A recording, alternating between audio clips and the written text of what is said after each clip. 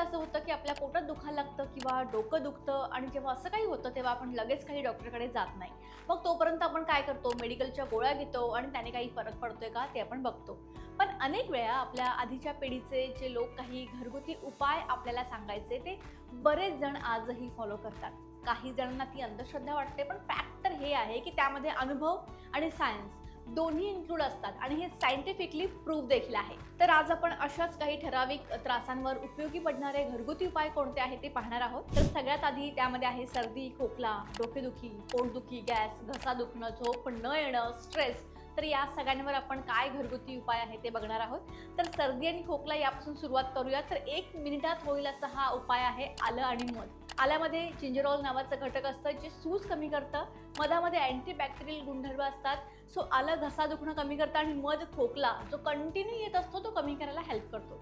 आता हे घ्यायचं कसं, तर आल्याचा रस आणि 1 चमचा मध दिवसातून 1 ते 2 वेळा तुम्हाला घ्यायचा आहे. तुम्हाला फरक नक्की जाणवेल. तर बरेच वेळा अचानकच आपलं डोकं दुखायला लागतं. सो अशा वेळी जर कोणता घरगुती उपाय असेल तर तो हा करायचा आहे. पुदिन्याचं तेल किंवा गरम पाण्याची वाफ. पुदिन्यामधलं मेथॉल जे असतं त्यामुळे डोक्यातला रक्तप्रवाह जो असतो, ब्लड सर्क्युलेशन सुधारतं आणि दुखणं कमी करतं. वापरायचं कसं, तर कपाळावर आणि कानाजवळ हलका तुम्हाला मसाज करायचा आहे किंवा गरम पाण्याची वाफ घ्यायची आहे. यामुळे तुम्हाला पटकन फरक जाणवेल. तिसरं म्हणजे बरेच वेळा अचानकच आपल्या पोटात दुखायला स्टार्ट होतं आणि पोटदुखी आणि गॅसवर जर काही रामबाण घरगुती उपाय असेल तर तो म्हणजे ओवा आणि कोमट पाणी.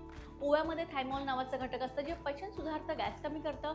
ओव्हरऑल डायजेशनसाठी हे उत्तम आहे. घ्यायचं कसं, तर अर्धा चमचा ओवा कोमट पाण्यासोबत घ्या. बेटर वे तुम्ही ओवा चावून खा आणि देन पाणी प्या. आता घसा दुखत असेल तर आपण काय करू शकतो घरगुती उपाय, मीठ घातलेलं कोमट पाणी. आता हे आपल्या सर्वांनाच माहिती असेल, मीठ जे आहे ते जंतू जे आहेत ते वाढू देत नाही आणि घशातली सूज कमी करतं. दिवसातून 1 ते 2 वेळा कोमट पाण्याने तुम्हाला गुळण्या करायच्या आहेत. गुळण्या कशा करायच्या हे सांगायची गरज नाहीये. नेक्स्ट, बरेच जणांचा प्रॉब्लेम असतो रात्री झोपच येत नाही किंवा सतत स्ट्रेस होत असतो. तर यासाठी काय करायचं आहे, हळद घातलेलं कोमट दूध तुम्हाला घ्यायचं आहे. याचा मी सेपरेट व्हिडिओ सुद्धा केलेला आहे, त्यामध्ये तुम्ही बघू शकता. हळदीमध्ये असे काही घटक असतात ज्यामुळे सूज आणि वेदना कमी होतात आणि दुधामध्ये ट्रिप्टोफॅन नावाचं एक घटक असतं ज्यामुळे झोप येण्यासाठी मदत होते.